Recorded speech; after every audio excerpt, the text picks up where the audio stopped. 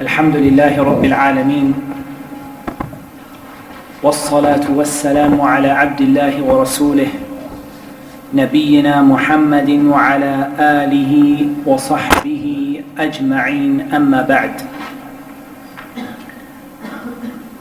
وعن عثمان رضي الله عنه أن النبي صلى الله عليه وسلم كان يخلل لحيته في الوضوء أخرجه الترمذي وصححه ابن خزيمة. Our first hadith for today, and we have quite a chunk that we want to get through today, inshallah. We're trying to sort of motor our way through the chapter as much as possible because we want to cover as much material as possible, and we want everyone to stay interested and stay kind of benefiting from the book, inshallah. Our first hadith is the hadith of Uthman ibn Affan radiyallahu ta'ala anhu, that the Prophet sallallahu alayhi wasallam used to yukhallil, and takhlil is to kind of run the fingers through, or to sort of rub the fingers through the beard in the wudu. And this hadith was narrated by Al-Imam al-Tirmidhi, and it was declared to be authentic by Ibn Khuzaymah. Al-Imam al-Bukhari said about this hadith in Al-Ilal al-Kabir, or it was said that Imam al-Bukhari said about this hadith in Al-Ilal al-Kabir. Of course, that is not from Imam al-Tirmidhi rahimahullah ta'ala, that Imam al-Bukhari said, أصح شيء عندي في التخليل حديث عثمان. He said, the most authentic thing that I have on the topic of this sort of rubbing the beard is the hadith of Uthman. And the scholars of hadith, they differed quite considerably over the authenticity of this hadith and the other ahadith which are similar to it. Some of the scholars said these ahadith reach the level of al-Hasan, they're fair. Some of them said these ahadith are da'ifa. Actually, I'm not going to dwell on that too much because I don't think it's drastically important. And that is because, if I'm not mistaken from my somewhat limited research, all of the four madhahib agree upon the issue of takhlil al-lihya, the rubbing of the beard, in the majority. I'm not saying every single scholar in Islam, but in the overwhelming majority, al-jumhur, the overwhelming majority from the mainstream positions in the madhahib al-arba'ah, the four madhahib, is that the division of rubbing the beard is into two types, or there are two kinds of beard. To be more specific, there are two kinds of beard.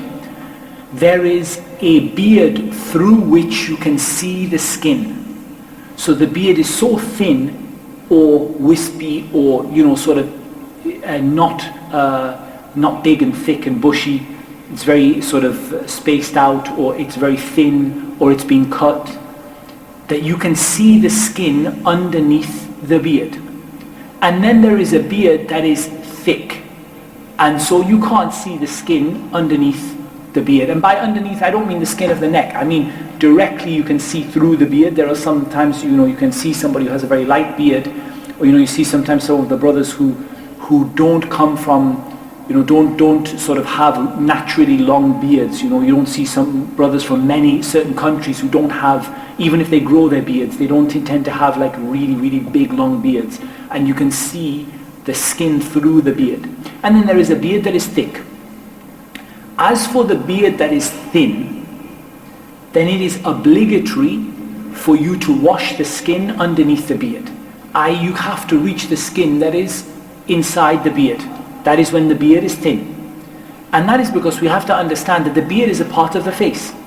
And the meaning of al-wajh, or the face in Arabic, is that which you face someone with when you are looking at them or when you're speaking to them. Al-muwajah, it's that which you kind of face a person, that which shows itself from what you face them with. That's the face. So therefore the beard is a part of the face. If the skin is showing underneath, then that skin needs to be washed as part of the face. If the beard is covering the skin so that you can't see the skin underneath, then the only thing that is obligatory is to wash the outside of the beard. And many of the scholars said, not quite all, but many of them said, that you have to wash all of the beard, including if the beard is long down to the chest, that you have to wash all of the beard. Some of them said no, because some of them said, look, the beard is like the hair, you stop at the neck, you don't need to go any further down. But that's not true, because the beard, no matter how long it is part of the face that you face a person with. And therefore, we say that if you have a big, long, thick beard, or a very thick beard, then you need to wash the beard as part of the face. So while you're washing the face, the beard needs to be washed. But you don't need to get inside and wash the skin that is underneath the beard if your beard is thick. However, if you do so, this is a sunnah. So let's go over this again. We have light beards and thick beards. Sort of thin or lightly dispersed beards and thick beards. Thin beards, you must wash the skin underneath the beard. You must rub the beard until the water reaches the skin underneath the beard. And that is because your skin is showing. Your skin is showing. And because your skin is showing, it becomes obligatory for you to wash it. Just like it's obligatory for you to wash the skin here, and here, and here, and here, and here, and here. So it's also obligatory for you to wash the skin here, and here, and here, and here, if it's showing out through the beard. If, however, the beard is thick, you don't need to get inside and wash the skin, because the beard is an extension to the face. And therefore it's enough for you to cover the outside of the beard. As you're washing your face, you also wash the beard as well. However, it is a sunnah for you to rub the beard with an extra handful of water. So you can take a handful of water and you rub it right into the beard so that it goes inside of the beard, and you put your fingers through it and you kind of get the water in. And that is a sunnah for the people who have a thick beard. And the definition of a thick beard is the one that you can't see the skin through it. You can't see the skin through it. So that pretty much concludes the issue of rubbing in between the beard. And as we said, this hadith is a strong disagreement. Some of the scholars said it reaches the level of being Hasan. Some of them said this is not reported from the Prophet ﷺ, but it's reported from some of the Sahaba. And there's a long, long disagreement. But I would say this isn't so important for us in a lesson of fiqh sunnah, in the sense that I don't think there's a great deal of difference among the scholars on this issue at all. And from all the opinions I saw, is that the scholars said that if your beard is thin, then you have to wash it, you have to rub it, and if your beard is thick, then it's a sunnah to do it. And therefore this is a matter which doesn't really need us to spend too long worrying about whether this hadith is authentic, because it is something that is more or less agreed upon by the scholars. And many of the scholars said this hadith reaches the level of al-Hasan in terms of all of the hadith together that contain rubbing the beard, that they reach the level of al-Hasan, and Allah Azza wa Jal knows best.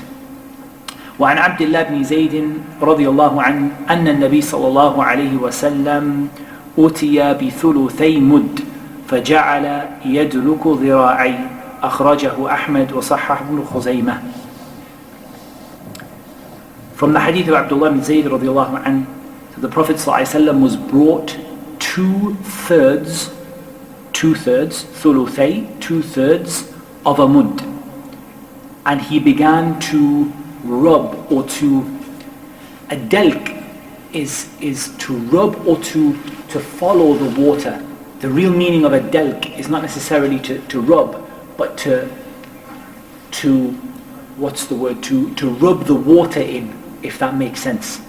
To kind of take the water and bring the water down the body part and around the body part with the hand. So you're rubbing the body part with the hand to spread the water. This is what a delk means. And he began to rub his dhira', and the dhira' is the forearm, his forearms, his two forearms. And this was narrated by Imam Ahmad and Ibn Khuzaymah. So the first thing we have to understand is what is a mud, so we understand what is two-thirds of a mud. So a mud, Ikhwani, is a quarter of a sa'. There are two measures of volume that you really should be aware of in the hadith of the Prophet ﷺ. The first is a mud. Okay? These are measures of volume. Okay, they're not measures of weight. You can't weigh a mud. You can't, measure a mud with a ruler. It's a measure of volume. It's like a litre or a milliliter. It's a measure of volume. Even though someone might say a mud of dates, but it's still a measure of volume. You wouldn't get your weighing scales out to measure a mud of dates. You would get your jug out and put the dates in till the dates fill up the jug. That's what a mud is. It's a measure of volume. So a mud is a quarter of a sa'. To put it another way, 4 mud make a sa'. And there's no disagreement among the scholars that I know of anywhere that 4 mud make a sa'. So a sa' is made up of 4 mud. And there's no disagreement that I know of that a mud is 2 hands together scooping up, two sort of, a man's hand, 2 hands together scooping up, sort of what you would scoop up in 2 handfuls put together from an average person's hand, that this is a mud. However, we can be more accurate than that, because the mud of the Prophet ﷺ and the sa' of the Prophet ﷺ have been preserved through chains of narration and through passing down, if you like, sort of approved containers. So these are containers that the Prophet ﷺ or the companions had with them, and they were passed down from generation to generation. And once we started using, whatever it was, gallons or quarts or, fluid ounces or litres or whatever, is that they've been measured. So the scholars differed over the measurement of a mud in milliliters.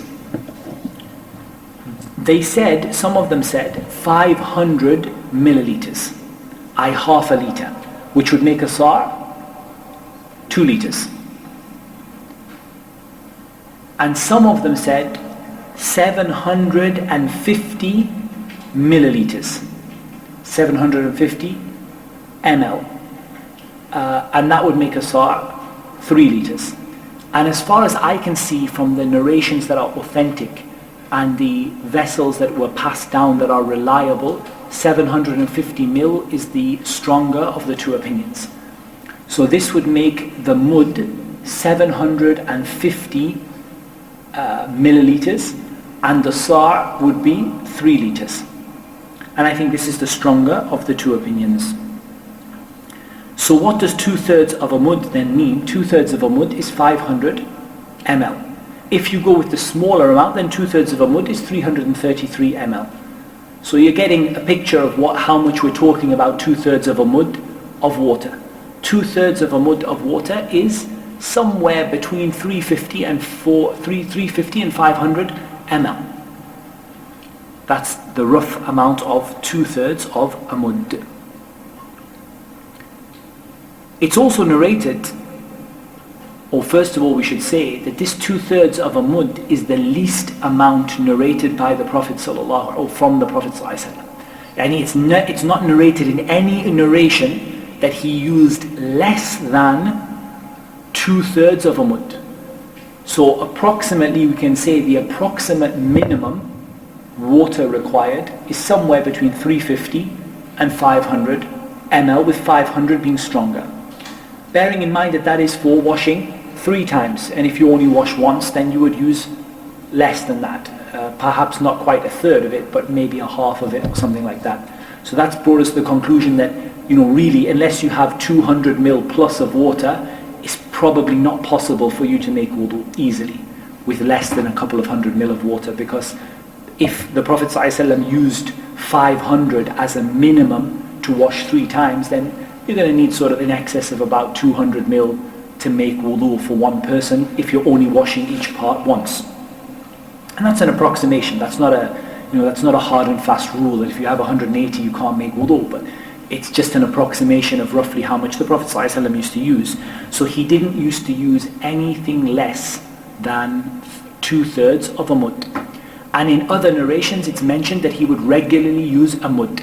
And a mud is 750 mil approximately, or we can say between 500 and 750. And that would be what he would use also. So sometimes he would use less than a mud, slightly. Sometimes he would use a mud. It's never narrated he would use more than a mud. So it's never narrated he used more than 750, and it's never narrated that he would use less than a 2/3 of a mud, which is around about 500 mil. So 350 to 500 mil. So you can see the kind of amount of wudu, water, that the Prophet ﷺ was using. And as for his ghusl, then he used to make ghusl with 1 sa'. 1 sa'.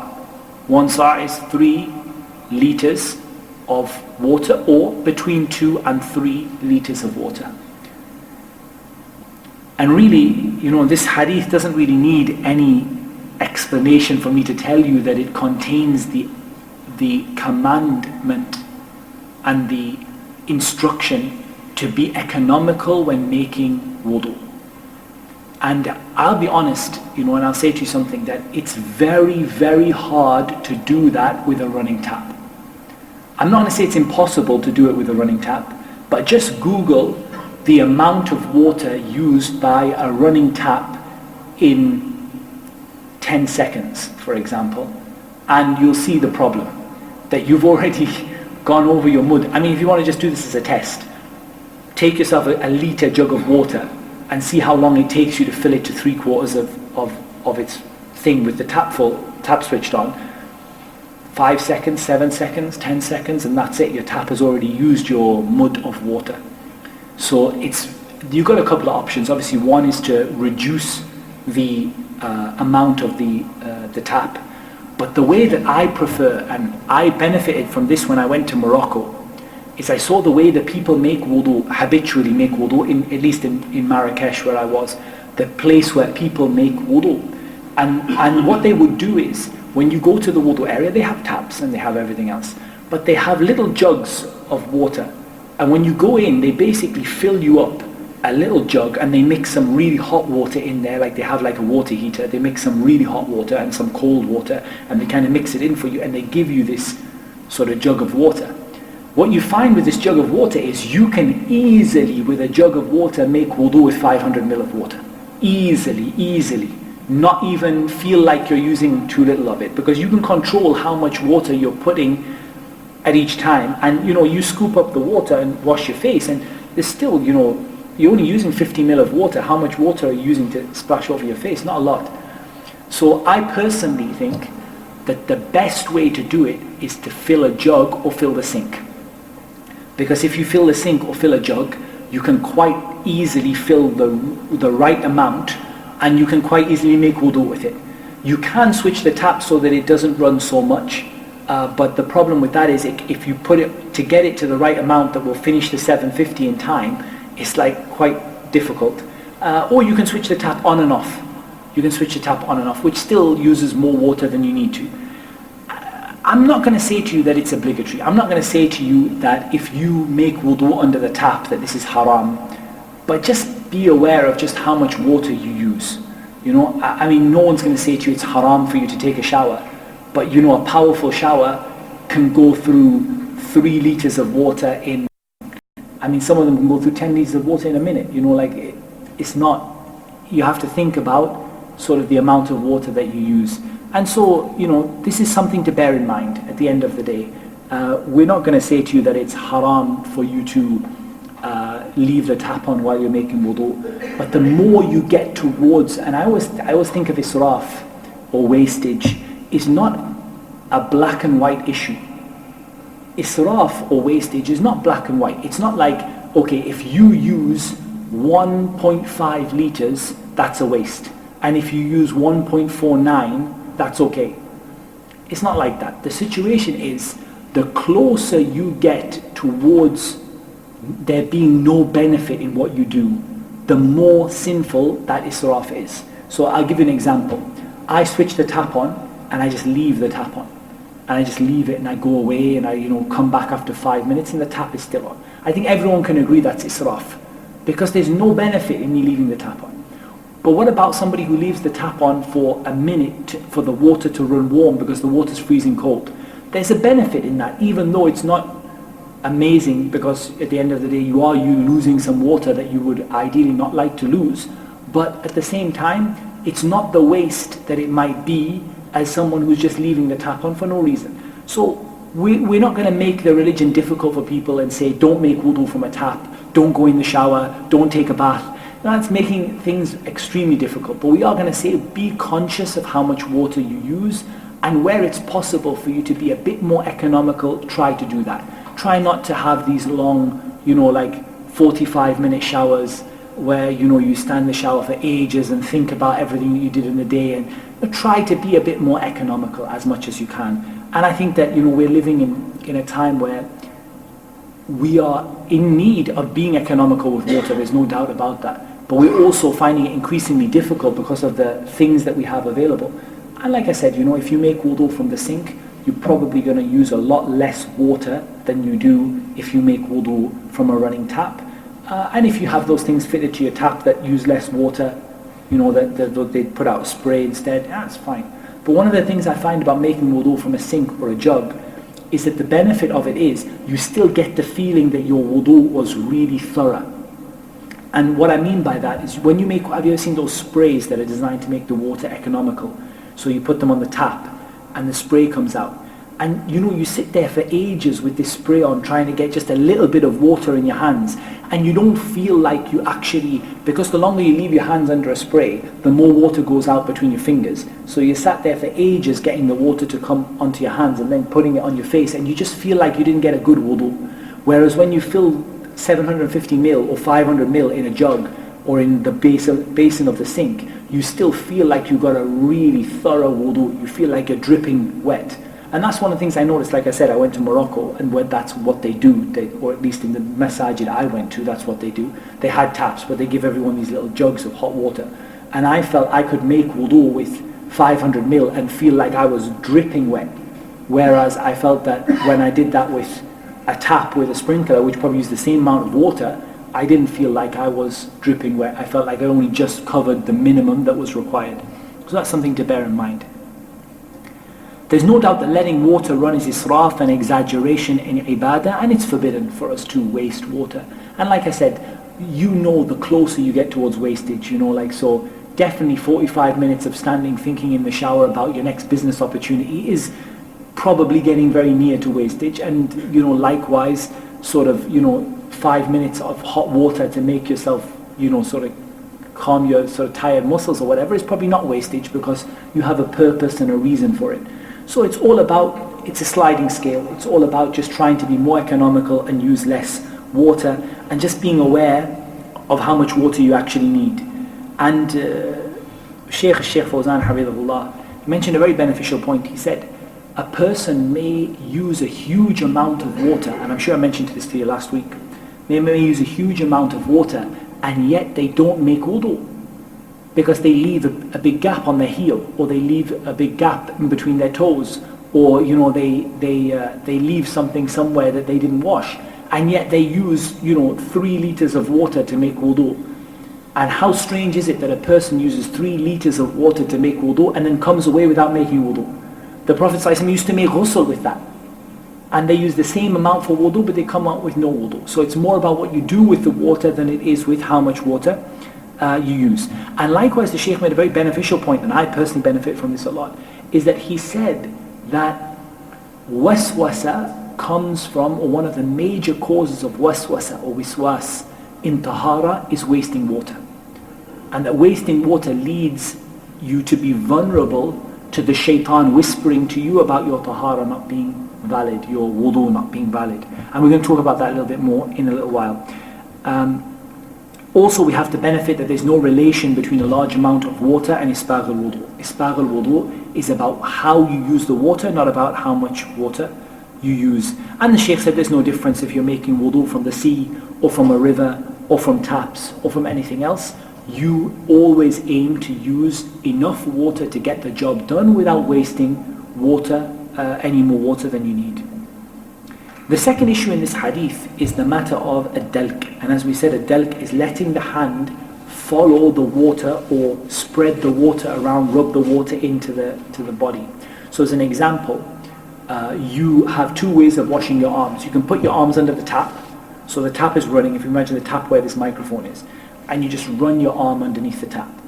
That is sufficient to make wudu. Your wudu is valid as long as the water reaches everywhere. if you miss a bit, your wudu is not valid. So if you just did that and you've got this whole bit here is all dry, your wudu is not valid. But presuming you managed to turn your arm around enough to get the water everywhere and you spaced your fingers out to get the water in between, then this is sufficient. However, the sunnah is to let your hand follow the water. So some of the scholars said you scoop the water up and then you take your hand and you follow, or you just run your hand over the part of the body where the water is to spread the water out to the whole area and make sure that it's not wet. So if someone said, what is the ruling of a person who puts his foot under the tap? You see a lot of people doing this in the masjid. They run the tap and they just put their foot under. I mean, I must admit, the masajid concept of wudu facilities needs some serious redesign, because they're absolutely the worst things in the world to make wudu from in many places. You go there and make wudu and you think, my clothes are wetter than my face and my arms are. You're definitely, you're wading through a pool of water to get in there, and they're terrible. But anyway, that's a different topic. But you see a lot of people, what they do is they switch the tap on, put their feet underneath. So the first thing is, if the water reaches the entire foot and there is nothing, including between the toes, that has any dryness in it at all, then the wudu is valid. It's not invalid. But the danger with doing this, and why we don't recommend people to do this, is it's very hard to get the water in between your toes when you do that. And it's very hard to cover the areas of your foot that you don't really get underneath. So like, for example, the heel, or the base of the foot, or the side of the ankle. It's very hard to get those covered. The back of the ankle. It's very, very hard to get those covered when you are running your foot under a tap. So I would say, yeah, in a theoretical sense, if a person runs their foot under the tap, that's sufficient. But in a practical sense, it's not sufficient, because you just can't. If 10 people do it, probably 7 of them will not end up with wudu, because the toes tend to, especially if you have a little toe that attaches itself to the second smallest toe, then the water is not going to get in there.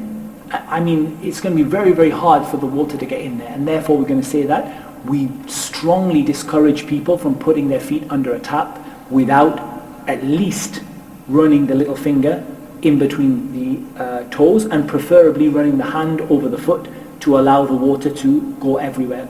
But a person might say, is it okay for me to run my foot under and then put my fingers in? If the water reaches, that's enough. But the best thing for you to do is to have your hand running over with the water, so that your hand is spreading the water around the foot and in between the toes.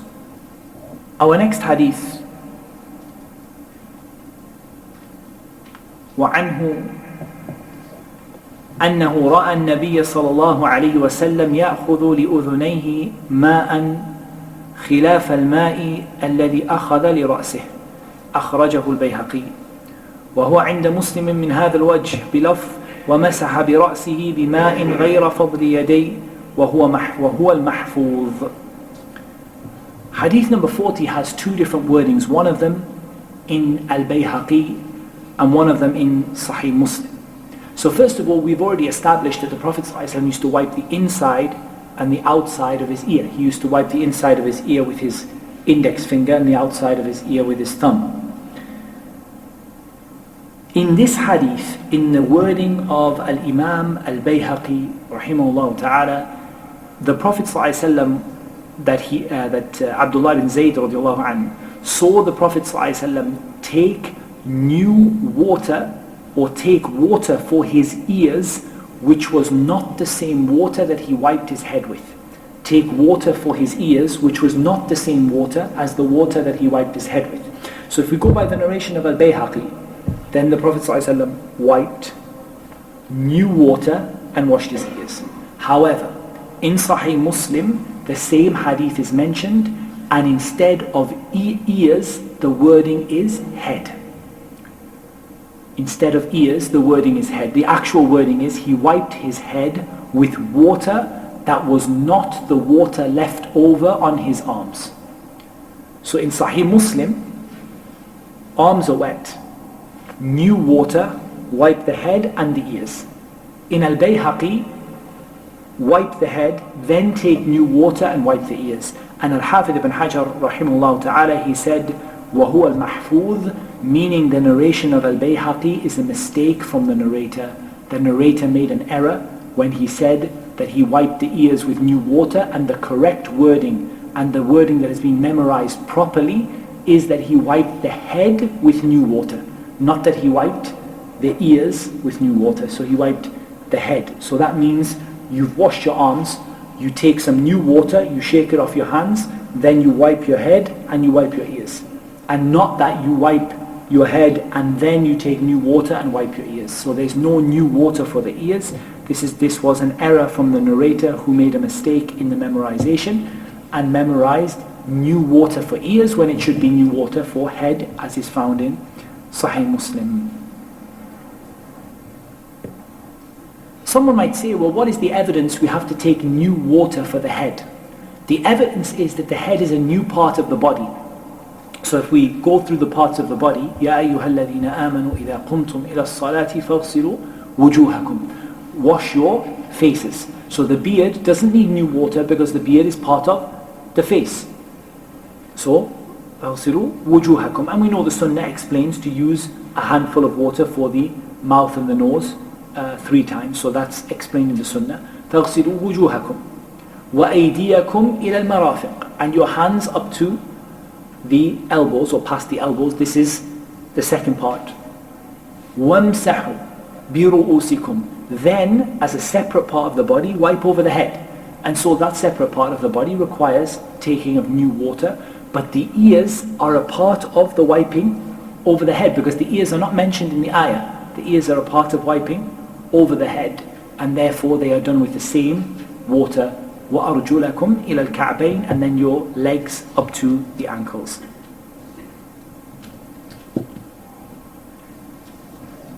We try and cover one more hadith, inshallah, as much as we can. I have quite a lot of hadith here, but we'll cover one more hadith, inshallah, or 2. We'll try our best.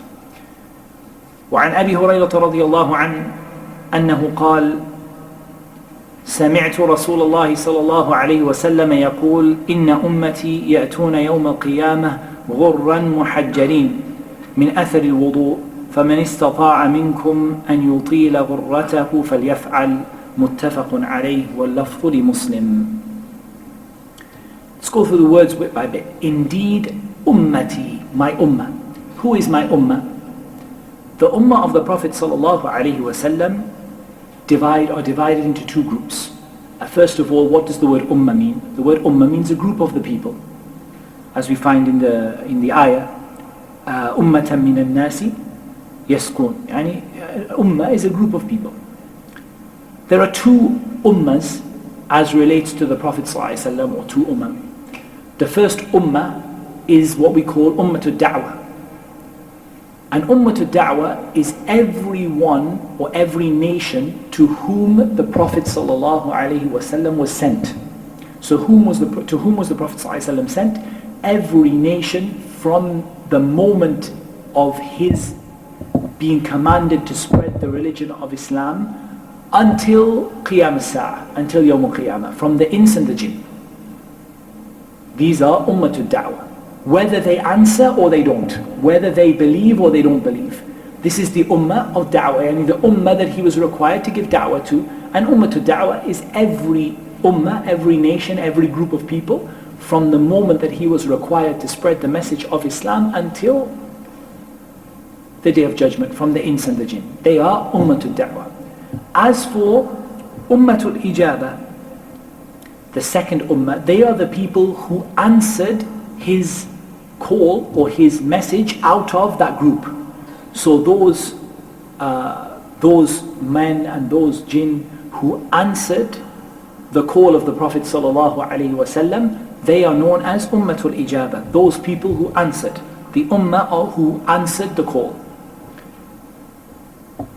So the meaning of ummah here is ummatul ijabah, those people who answered the call. Indeed, my ummah, i.e. those people who believed in me, will come on the Day of Judgment. Yawm al-Qiyamah is called Yawm al-Qiyamah because the people, yaqumun, they will stand up from the graves. And because the people are caused when they've been lying in their graves all this time and they stand up from their graves, then that is one of the reasons known as Yawm al-Qiyamah. When all of the people gather on a single plane, the Muslims will have a sign or a symbol by which they are known to separate them from the other Ummah, the other nations. And the Prophet ﷺ described this sign, he said, غُرًّا مُحَجَّلِينَ. غُرًّا مُحَجَّلِينَ. غُرًّا is a plural which refers to whiteness on the face. And it's originally used for a horse. You know, when you have a dark horse and it has white marks on the face, this is the one that you call aghar, or the plural ghur. Yani you call them ghur.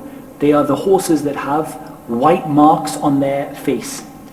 And muhajjal or muhajjalin are the horses that have white marks on their legs, on their front or their back. So on their arms or their feet, if you like, on their, their front legs or their hind legs, they have marks like white patches. Then this is called muhajjal. So the sign is that the ummah will come ghurran muhajjalin, with white marks. Now, I sometimes say white marks, but actually the real meaning of white here, we have to be a little bit careful. The Arabs don't really traditionally use the word white for fair skin. They don't refer to, for example, European people as being white. They refer to them as being red.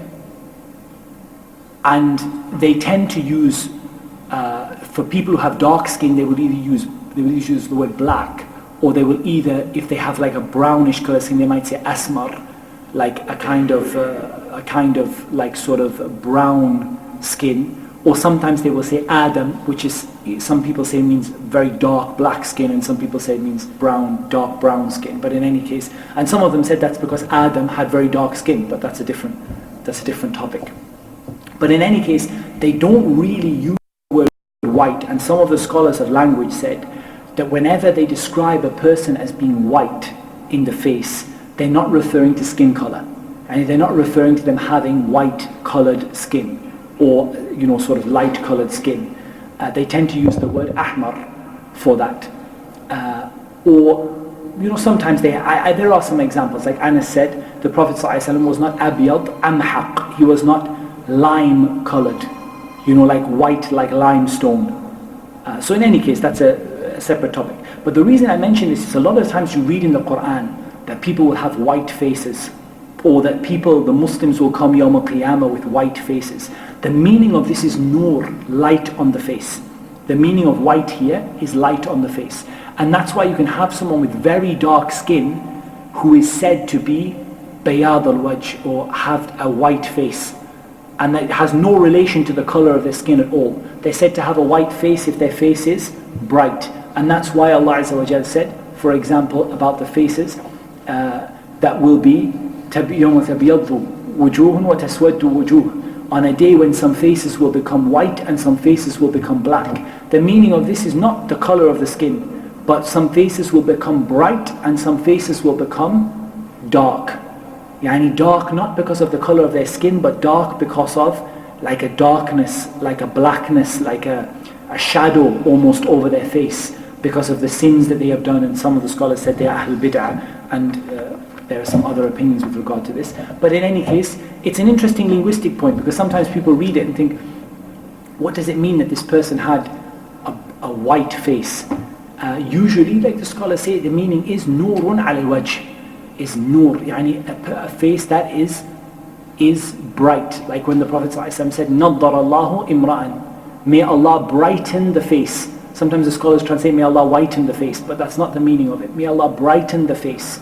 May Allah make the face bright. And that's the meaning of غُرًّا مُحَجَّلِينَ, yani that their faces will be bright. As for their skin color, then this is not, it's not clear. Yani I don't recall, I know in the people of Jannah, that the people of Jannah will have a similar sort of appearance. And Allah Azza wa Jalla knows best. But these kind of wordings, when they come, they don't refer necessarily to the color of the skin as much as they refer to a brightness on the skin. But ghurran is used for the horse that has a light patch on their skin. If you have a dark horse, like that's a brown colored horse, only you can get brown colored horses, they have strange names, and you have a horse that is brown in color, and then it has a big white patch on the front of the face, this is called ghur or aghar. And muhajjal is when they have light patches on their forelegs or their hind legs. And so this will be a sign min athar al-wudu, and this is the purpose of the hadith, min athar al-wudu, and this will be as a result of the wudu. So you'll be able to see the Muslims Yawm al-Qiyamah because they will have these light patches on their skin where they had made wudu, on their faces and on their limbs, on their arms and on their legs, or on their feet, where they made wudu. They will have these light patches on their skin where they made wudu. Then comes the part, فَمَنِ اسْتَطَاعَ مِنْكُمْ أَنْ يُطِيلَ غُرَّتَهُ فَلْيَفْعَلْ. Whoever among you is able to lengthen his white patch, let him do so. Whoever among you is able to lengthen his light patch, let him do so. And this hadith is agreed upon, and the wording here is from Al-Imam Muslim. The issue here, all of the issue and the problem in this hadith is the last sentence. There's no problem with the first part, from the virtue of making wudu and from the huge, sort of virtues that distinguishes the Muslims from every other people. And some of the scholars said this hadith is a proof that wudu is unique to the Muslims, and that there is no other of the previous nations that were required to make wudu, because none of them have this virtue. The Muslims will be known Yawm al-Qiyamah by the brightness on their faces, the patches from making wudu, the places where they washed. The problem in this hadith is the second part of the hadith. فَمَنِ اسْتَطَاعَ مِنْكُمْ أَنْ يُطِيلَ غُرَّتَهُ فَلْيَفْعَلْ. Whoever is able to lengthen his light patch, let him do so. This is a problem.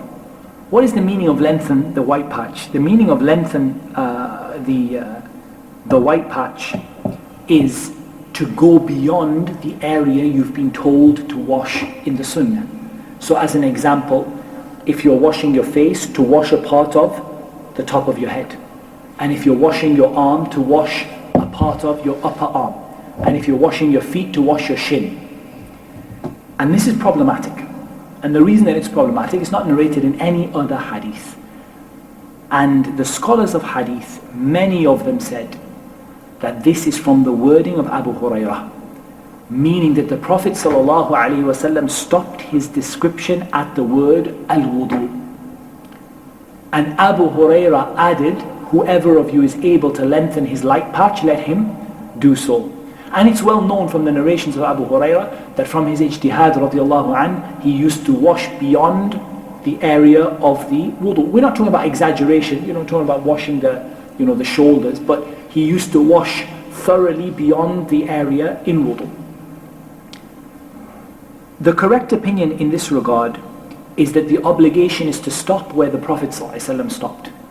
And this is because of an usuli principle. We have a principle of usul, which is really important just to finish off with today on this topic, this principle of usul. That the ijtihad, the best effort of a single companion is not in itself a proof.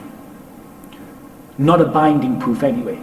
It might be a supporting evidence, but it's not a binding proof. The ijtihad of a single sahabi is not in itself a binding proof. So let's just go through some options. All of the companions do something, or someone does something in a way that all of the companions knew about it. This is ijma', and this is a proof which we have no doubt about taking. Umar did something in front of the companions, all the companions agreed. This is a hujjah in Islam, this is a proof. One companion did something where he says he saw it from the Prophet ﷺ, this is a proof. But there are, let's bear in mind, Abu Hurairah was a great scholar of fiqh. There are some things the companions did as individuals which was from their ijtihad, their best effort. Abu Hurairah is saying, based on my fiqh and my understanding of the hadith, I think it's good for you to go past the area. Then this is something that is open to critique. And you are able to come along and say, I think that the companion in this regard made a mistake, especially if the other companions didn't follow what they did. So we have to understand, first of all, it's obligatory for us to love all of the companions. And one of the greatest sins that a person can do is to speak evil of them. And this is a sign of nifaq, as the Prophet ﷺ said, that a sign of iman is loving the ansar, and a sign of nifaq is hating the ansar. So those people who hate the companions especially those who hate all of the companions or hate a group of the companions, this is a sign of their nifaq, their hypocrisy, and it can reach a level where a person leaves Islam by having, if they have a hatred for all of the companions like the Rafidah, then there's no doubt that this is something which takes a person outside of Islam. But in general, we understand that we have to love the companions, we have to respect the companions, and we have to speak well of them. And only you find this from Ahl Sunnah. In general, Ahl Bid'ah think nothing of speaking ill of the companions. Even from the Mutasawwifa and others, you'll hear them say Abu Hurairah was not faqih, and this companion was not in their senses, and this companion was like this, and this companion was like that. Only Ahl Sunnah, you see, they always speak good of the companions.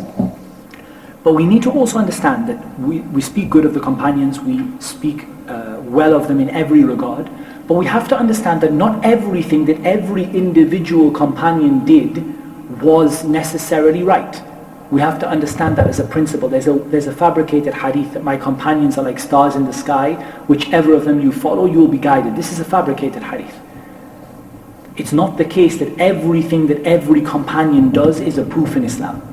Rather, if it's done by all of them, or all of them know about it, then it's ijma' and it's a proof. If it's done in a way that indicates that it's from the sunnah, it's a proof. So Abu Hurairah says, from the sunnah is this. Or he says that, I saw the Prophet ﷺ do this. Or, I did this in front of the Prophet ﷺ. This is all of it a proof. But the ijtihad of an individual companion is not always correct. And we've come across this in the eating of the domesticated donkey, which was the opinion of Ibn Abbas radiallahu anhu, that from his ijtihad he believed that the donkey was only made prohibited for the time of that battle. Well, I think it was the battle, we told the battle of Khaybar, I think, as I remember, the battle of Khaybar, that he said it was only for this battle. Did he have an evidence? Did the Prophet ﷺ say to Ibn Abbas, it's only for this battle? No, Ibn Abbas understood this from his fiqh and his understanding of the situation, that it's only just for this time that you're not allowed to eat the domesticated donkey. The rest of the companions held that no, it's a permanent prohibition. And so, we don't have any problem in saying that Ibn Abbas radiallahu anhuma, in that regard, his opinion was not the stronger opinion of the two opinions. And likewise, this opinion of Abu Hurairah is not the stronger opinion of the two opinions. Rather, the correct opinion is that which the rest of the companions did and the Prophet ﷺ did, which is to wash only to the area that you've been commanded to wash and not to go excessively past. And then Shaykh Fawzan, he mentions a benefit in this as well. He said that Abu Hurairah was a great scholar of fiqh. When Abu Hurairah went past, he knew how far you could go past without going too far. But if you open this door for the ordinary people, you'll have people washing their necks, and people washing their shoulders, and people washing their knees, and people washing their shins.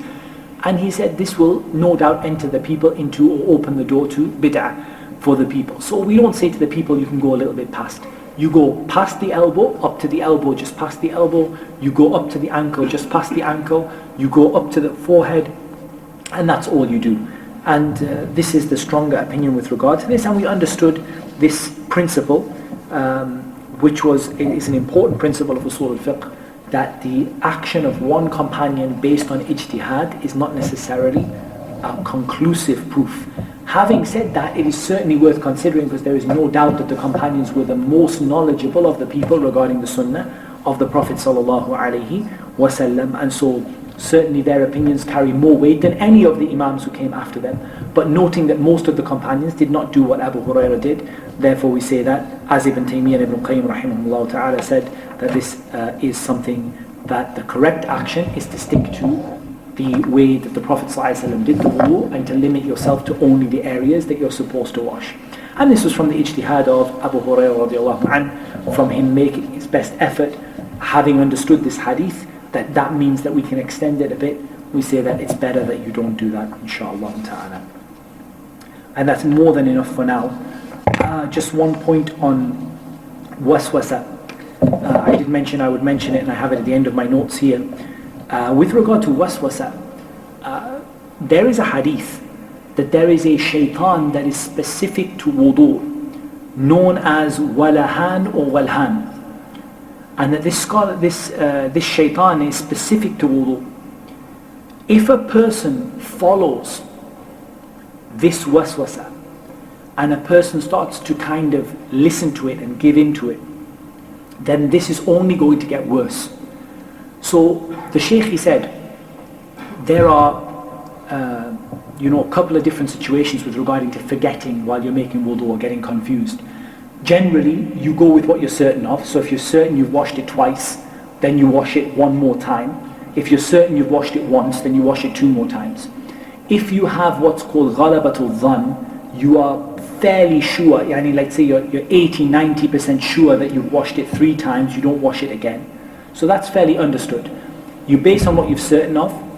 If you have ghalabatul dhann where you're 90% sure, then you go with that. However, there's a third category, and that is the people who suffer from wiswas. And they wash it 3 times and then go, I don't think I washed it, let me wash it again. I don't think I washed it, I've forgotten, did I wash my hands? Let me start again. If you are like this and you're suffering like this, it is an obligation that you do not repeat the wudu.